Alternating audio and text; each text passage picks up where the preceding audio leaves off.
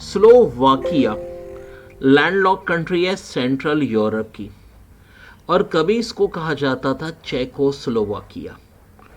Czechoslovakia की अगर हम बात करें तो ये ब्रेकअप हो गया, स्लोवाकिया अलग कंट्री बनी।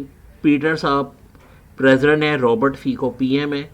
लेकिन इंपॉर्टेंट चीज़ जो स्लोवाकिया के लिहाज से है वो इसका कैपिटल है ब्राटिस्लावा। बहुत आता है पेपर में, इस तरह से पूछते हैं कि ब्राटिस्लावा कहाँ का कैपिटल है, तो जनाब ये है स्लोवाकिया का।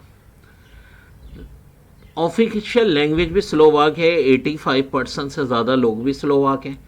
देखो पहले तो ऑस्ट्रो हंगरी जो एक सुपर पावर थी, वर्ल्ड वॉर 1 में इनसे आज़ाद हुए 1918 में, और फिर ये चेकोस्लोवाकिया बन गए। 1993 में चेकोस्लोवाकिया टूटा, चेक अलग हो गया, स्लोवाकिया अलग हो गया।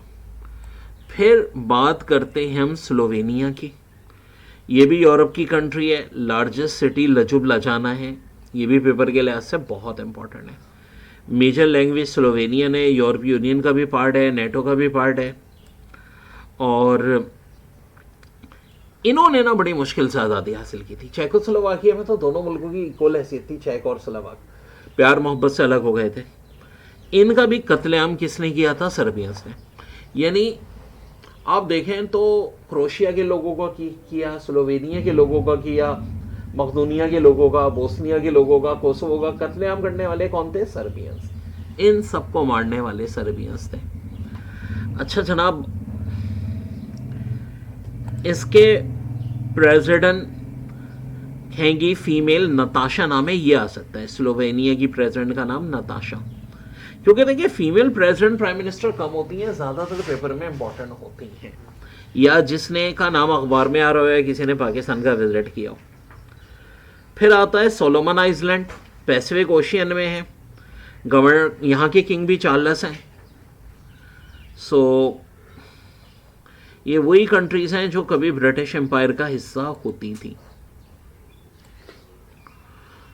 सोलोमन आइलैंड जैसा कि पैसिफिक ओशियन में, और बहुत ही खूबसूरत हैं घूमने फिरने के लिहाज से। ओनियार है इसका कैपिटल है। अब देखो पैसिफिक ओशन में ना जो बड़ी कौमें एक मलेनेशियन कहलाती हैं, ठीक है, एक पोलिनेशियन कहलाती हैं, एक माइक्रोनेशियन कहलाती है। यानी पैसिफिक ओशन को बहुत सारे रीजन में डिवाइड करते हैं, 3 बड़े रीजन हैं। मेलिनेशियन यहाँ सबसे ज़्यादा है 94%। लेकिन दिलचस्प बात है, तीनों जो पैसिफिक ओशन में हज़ारों जजीरे, इनके तीनों एथेनिक ग्रुप यहाँ पे मौजूद हैं, तीनों बड़े। पोलिनेशियन भी 3% है, माइक्रोनेशियन भी 1.2% है। तो सभी की रिप्रेजेंटेशन यहाँ पे।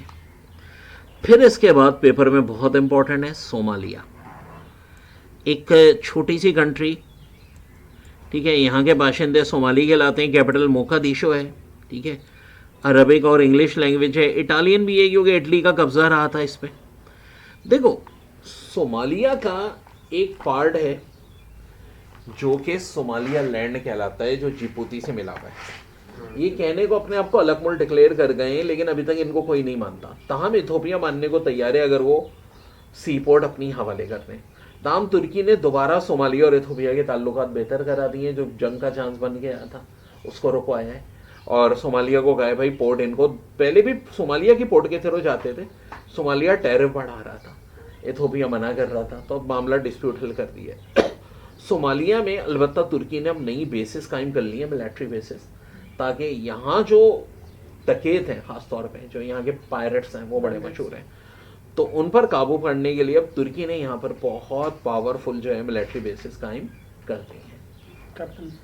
किससे मीट कर रहा है? सोमालिया? सोमालिया कीनिया से मीट करता है, इथोपिया से, इरिट्रिया से, जिबूती से।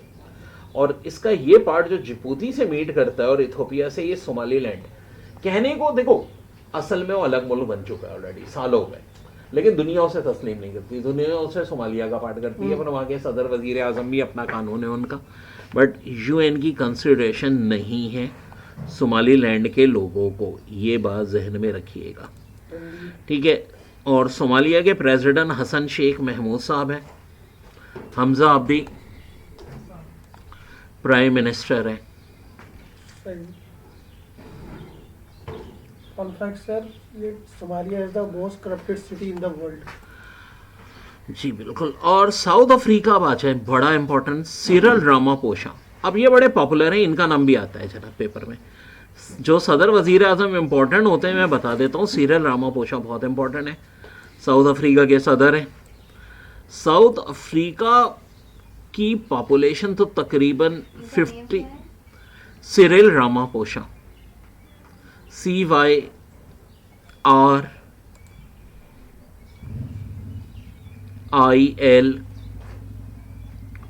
Cyril Ramaphosa.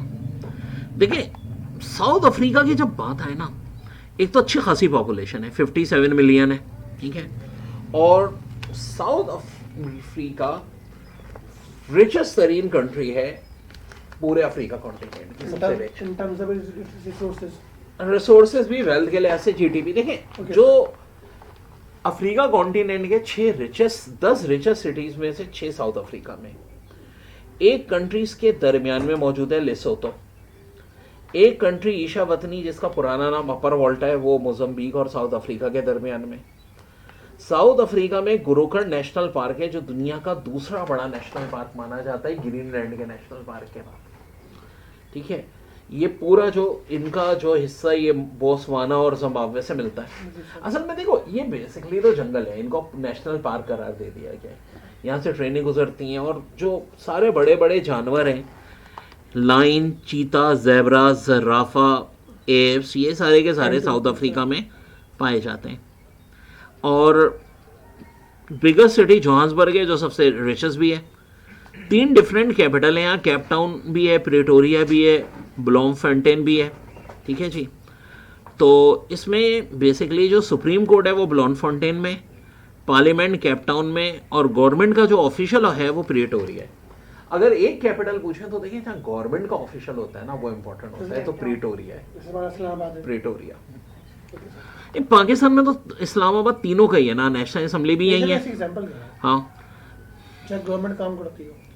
11 नेशनल लैंग्वेजेस हैं भाई यहाँ पे, ठीक है, क्योंकि बहुत सारे। और नेल्सन मंडेला नो डाउट इनके फाउंडर थे, बहुत ग्रेट लीडर थे जनाब। दुनिया का जो सबसे बड़ा डायमंड कोलिनियन, दूसरा बड़ा कोहिनूर है, कोलिनियन यहीं से लेकर के गए थे अंग्रेज। तो 80% ब्लैक हैं तकरीबन, 8.8% कलर हैं, 8.4% वाइट हैं, 2.5% जो हैं एशियंस हैं। तो ये बात ध्यान में रखिएगा किसके 3 प्रोविंस हैं? जी। फिर बात करते हैं स्पेन की, बड़ी ही इम्पोर्टेंट कंट्री है। और अक्सर लोगों को देखिए एक बात नहीं बताई, मैंने पहले भी बताया था जब पुर्तगाल का जिक्र किया था, कि ये जो पूरा रीजन है स्पेन, पुर्तगाल और जिब्राल्टर, ये आइबेरियन कहलाता है, आइबेरियन सी, आइबेरियन पेनिनसुला। और स्पेन की तो बड़ी अहम लोकेशन है, क्योंकि जिब्राल्टर पे वैसे तो अभी ब्रिटेन का कब्जा है, ये कभी ना कभी तो स्पेन का पार्ट बनेगा, तो अफ्रीका के मोराको से बहुत करीब है। और स्पेन के कुछ मोराको के कुछ जजीरे पे भी स्पेन का कब्जा है, जैसे कि कैनरी आइसलैंड वगैरह। तो ज़ाहिर है अफ्रीका के कुछ इलाके हैं, समझो यूरोपीय यूनियन का पार्ट है। कैसे हो गए भाई? क्योंकि वो स्पेन के कब्जे में, स्पेन यूरोपीय यूनियन का मेंबर है, इसलिए से अफ्रीका में होने के बावजूद कैनारे आइसलैंड बेसिकली क्या कहलाता है? यूरोपीय यूनियन का पार्ट। और कैनारे आइसलैंड का भी बहुत पूछते हैं एग्जाम में कि किसका पार्ट है, तो ये बेसिकली स्पेन का पार्ट है, इनडायरेक्टली उनका पार्ट है, यूरोपीय यूनियन का देखा जाए जी। अब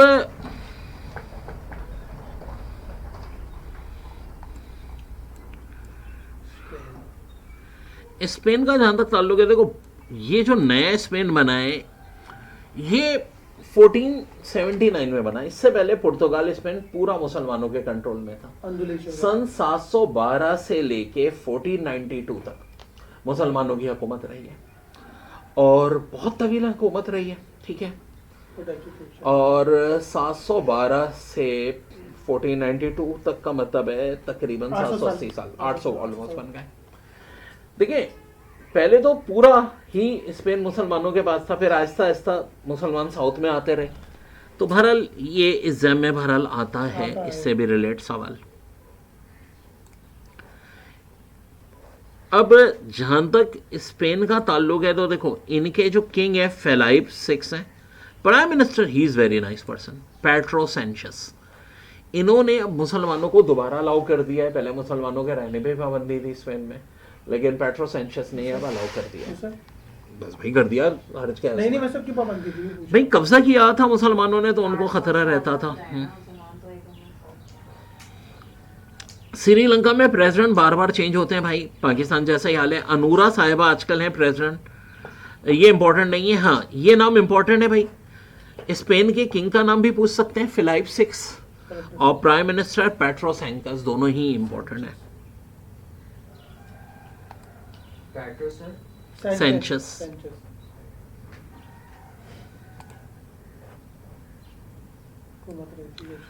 ठीक है जी।